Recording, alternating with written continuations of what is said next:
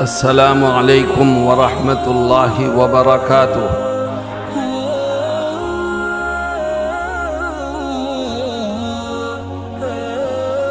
الحمد للہ رب العالمین، والصلاة والسلام على سیدنا محمد وعلى آلہ وصحبہ اجمعین۔ اما بعد، قال النبي صلى الله عليه وسلم: من أكل طيبا وعمل في سنة وأمن الناس بوائقه دخل الجنة، أو كما قال صلى الله عليه وسلم۔ حضرات علماء کرام، معزز حاضرین اور نوجوان ساتھیوں، اللہ رب العزت کا یہ فضل و کرم اور اس کا احسان ہے کہ اس نے ہم کو اور آپ کو ایمان کی دولت سے مالا مال فرمایا۔ اللہ کا شکر ادا کرو اور دعا کرو کہ اللہ ہمیں ایمان پر زندہ رہنے کی توفیق دے اور ایمان پر ہی موت نصیب فرمائے۔ میرے دوستوں اور ساتھیوں، ہم میں سے ہر ایک کو ایک دن مرنا ہے، دنیا سے جانا ہے، ایک دن ختم ہو جانا ہے۔ سوال یہ پیدا ہوتا ہے کہ جو انسان مرتا ہے وہ کہاں جاتا ہے؟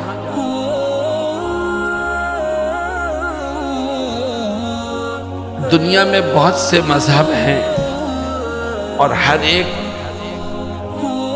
الگ الگ نظریہ اور تصور رکھتا ہے، لیکن اسلام نے اپنے ماننے والوں کو یہ بتایا ہے کہ مرنے سے انسان ختم نہیں ہوتا بلکہ ایک دوسری دنیا میں منتقل ہوتا ہے، اور اس دوسری دنیا میں دو ٹھکانے ہیں، ایک جنت ہے، دوسرا جہنم ہے۔ اور عجیب بات یہ ہے کہ جتنے ہم لوگ یہاں بیٹھے ہیں یا جتنے مانش دنیا میں ہیں، ہر ایک کی دو سیٹیں ہیں اللہ کے ہاں، ہر ایک آدمی کی، ایک جنت میں ہے، ایک جہنم میں۔ اللہ رب العزت نے دونوں جگہ ہر انسان کی سیٹ رکھی ہے، اور پھر انسان کو یہ اختیار دیا ہے کہ ان میں سے جون سی سیٹ چاہو کینسل کرا دو اور جون سی سیٹ چاہو کنفرم کرا دو۔ ہماری ایک سیٹ جنت میں بھی ہے، ایک جہنم میں بھی ہے۔ آؤ ہم دعا کریں کہ اللہ ہماری جنت والی سیٹ کو کنفرم کر دے اور جہنم والی سیٹ کو کینسل کرے۔ لیکن میرے دوستوں اور ساتھیوں، جنت والی سیٹ اگر کنفرم کرانا چاہتے ہو تو یہ کام صرف دعاؤں سے نہیں ہوگا، صرف خواہشات سے نہیں ہوگا، صرف چاہنے سے نہیں ہوگا، بلکہ اس کے لیے دنیا کی اس زندگی میں کچھ کام کرنے پڑیں گے۔ مجھے بتاؤ کہ وہ کام کرنے کے لیے تیار ہو؟ کتنے کام کرنے پڑیں گے؟ کیا کام کرنے پڑیں گے؟ بہت لمبی فہرست نہیں ہے، صرف 3 کام ہیں، صرف 3 کام۔ جس نے دنیا کی زندگی میں یہ 3 کام کر لیے، اللہ اس کی جنت والی سیٹ کو کنفرم کر دے گا اور جہنم والی سیٹ کو کینسل فرما دے گا۔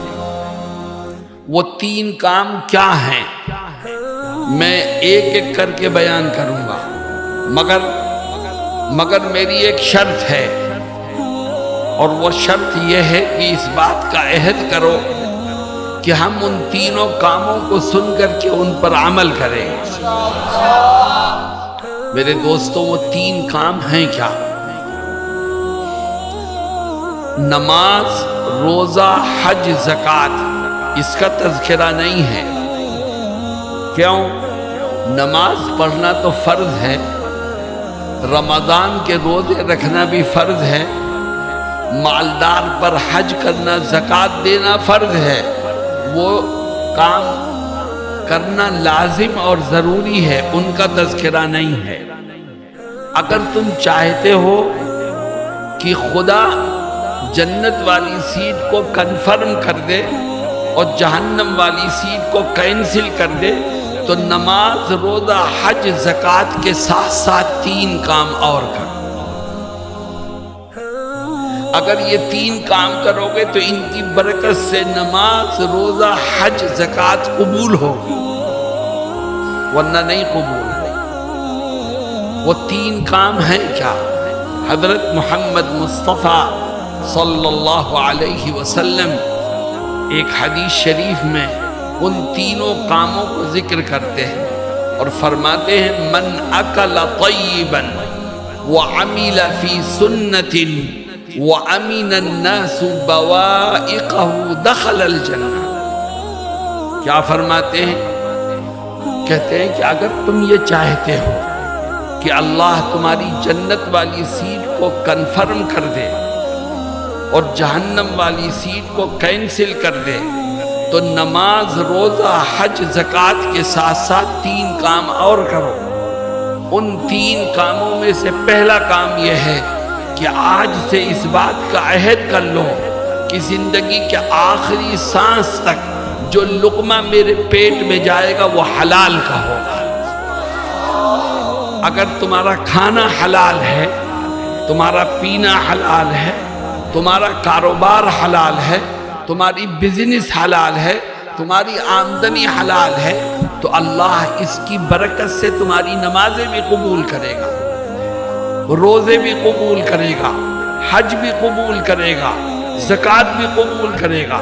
اور اگر ان آدمی مانش حرام کھاتا ہے اور نماز پڑھتا ہے تو جو حرام کھا کے نماز پڑھے گا اس کی نماز قبول نہیں ہوگی، جو حرام کھا کے روزہ رکھے گا اس کا روزہ قبول نہیں ہوگا، جو حرام کھا کے حج پر جائے گا یا زکوٰۃ دے گا اس کی کوئی نیکی قبول نہیں ہوگی۔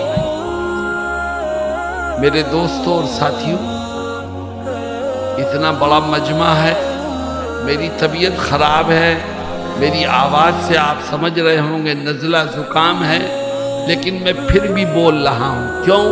میں یہ چاہتا ہوں اس مجمع کا ایک ایک آدمی جنت میں جانے والا بن جائے۔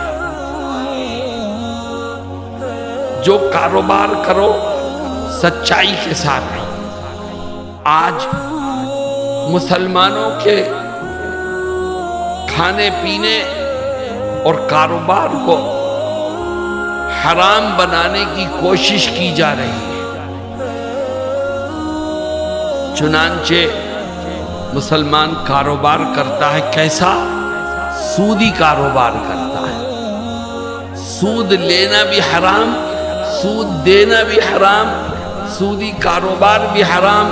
یاد رکھو، تم نے 5 حج کر لیے، ہر سال روزے رکھے، عمرے پر گئے، صدقہ خیرات کی، لیکن تم نے اپنے کاروبار میں سود ملا کر کے اس کو حرام کر دیا، تو اللہ کے ہاں کوئی نیکی قبولیت کے درجے کو نہیں پہنچے۔ جناب رسول اللہ صلی اللہ علیہ وسلم یہی فرماتے ہیں کہ اکل طیبا، رزق حلال کھاؤ تو اللہ جنت والی سیٹ کو کنفرم کر دے گا اور جہنم والی سیٹ کو کینسل فرما دے گا۔ میرے دوستو، بتاؤ اس کے لیے تیار ہو؟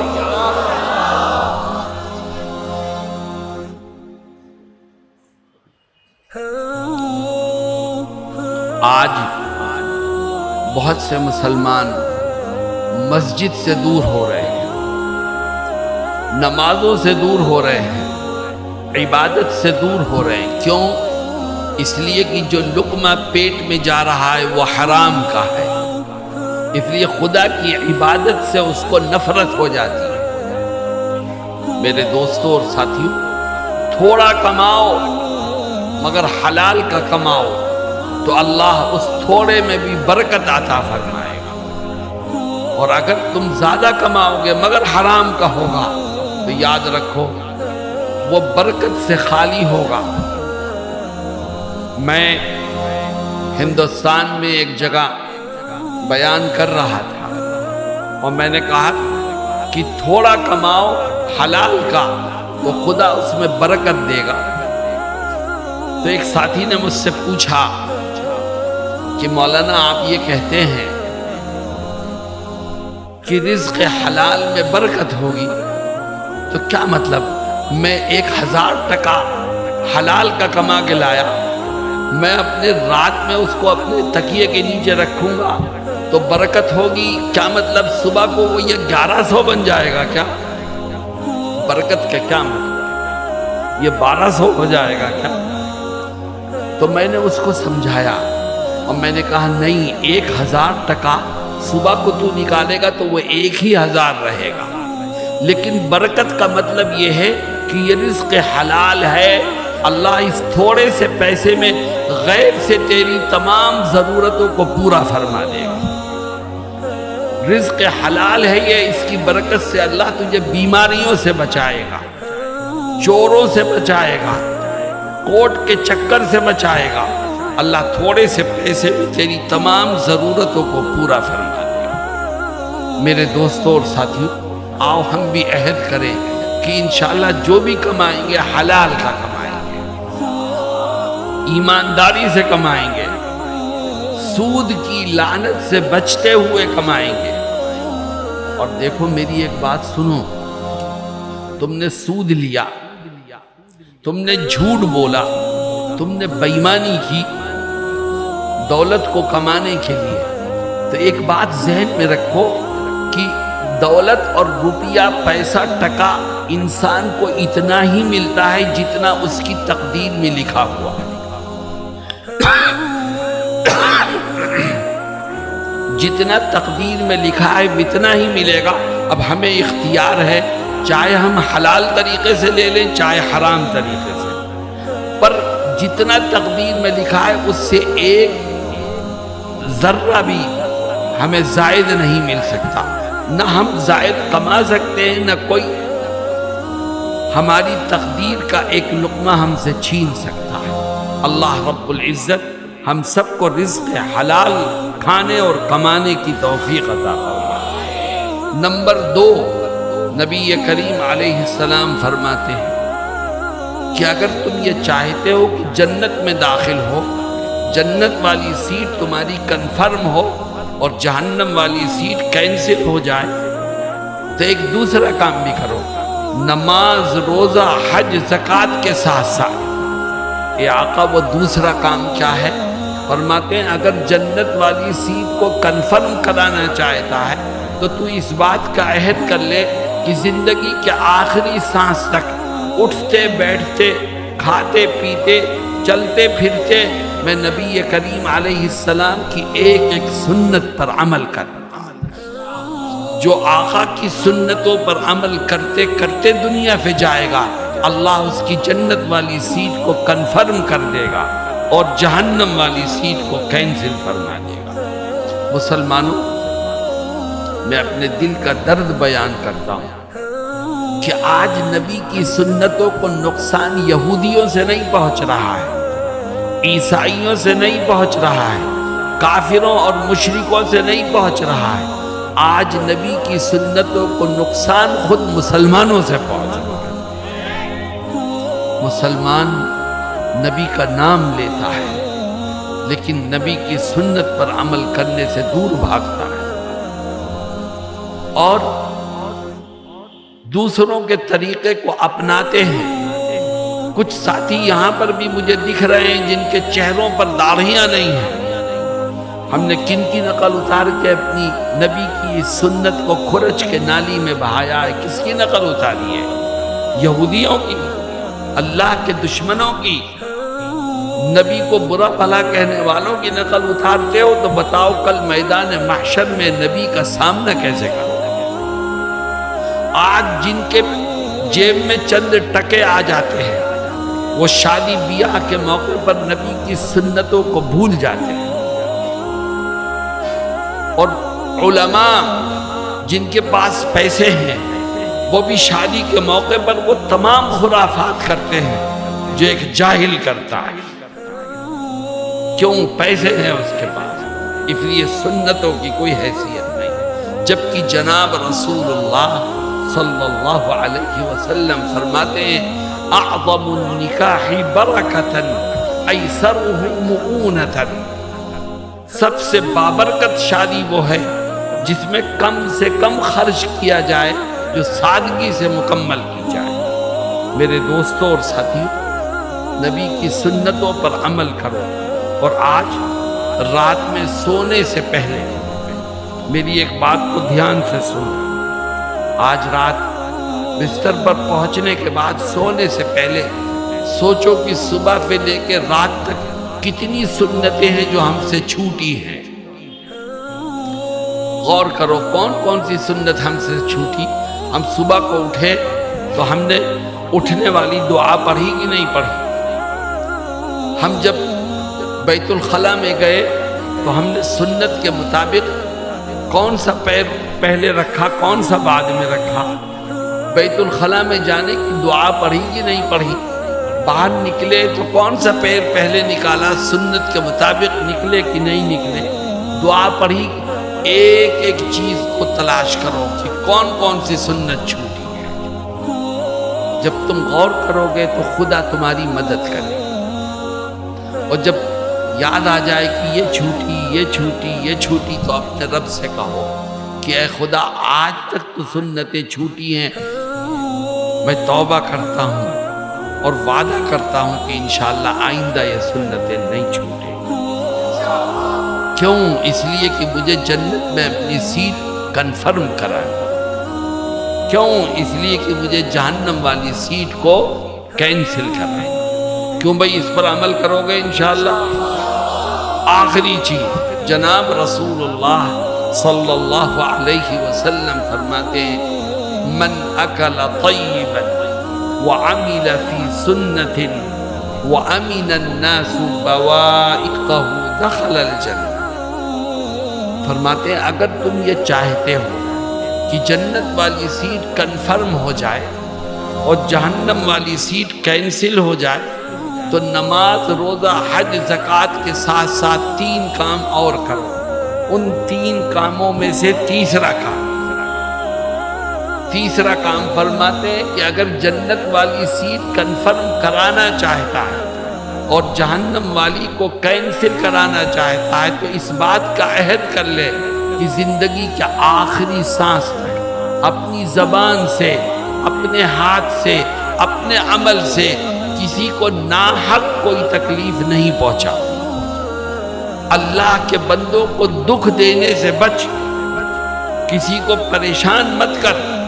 تو اللہ کے بندوں کو پریشان کرنے اور تکلیف میں مبتلا کرنے سے بچے گا تو اللہ تیری جنت والی سیٹ کو کنفرم کر دے گا۔ تو نمازیں بھی پڑھتا ہے، روزے بھی رکھتا ہے، زکوٰۃ بھی دیتا ہے، حج بھی کرتا ہے، لیکن تیری زبان سے لوگوں کو تکلیف پہنچتی ہے، تیرے ہاتھ سے لوگوں کو تکلیف پہنچتی ہے، تو ہر ایک کی غیبت کرتا ہے، کسی کے بارے میں جو منہ میں آتا ہے کہہ دیتا ہے۔ یاد رکھ تیرا رب تیرے ہر عمل کو دیکھ رہا ہے۔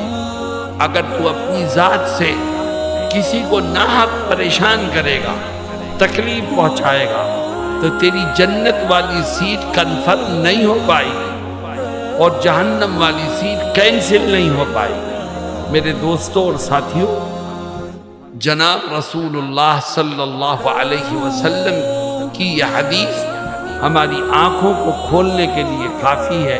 آج ہم آپس میں ایک دوسرے پہ جھگڑ رہے ہیں، اختلافات ہیں، نفرتیں ہیں، ایک دوسرے کو تکلیف پہنچا کر ہمیں خوشی محسوس ہوتی ہے۔ بتاؤ جو اپنے ساتھی کو تکلیف پہنچا کے خوش ہو وہ جنت کا مستحق کیسے بن سکتا ہے؟ اللہ رب العزت ہم سب کو نیک اعمال کی توفیق عطا فرمائے، اور یہ جو 3 اچھائیاں جناب رسول اللہ صلی اللہ علیہ وسلم نے ذکر فرمائی ہیں ان کو اپنانے میں ہماری مدد فرمائے، اور ہمیں کہنے اور سننے سے زیادہ عمل کی توفیق سے مالا مال فرمائے۔ وآخر دعوانا ان الحمد للہ رب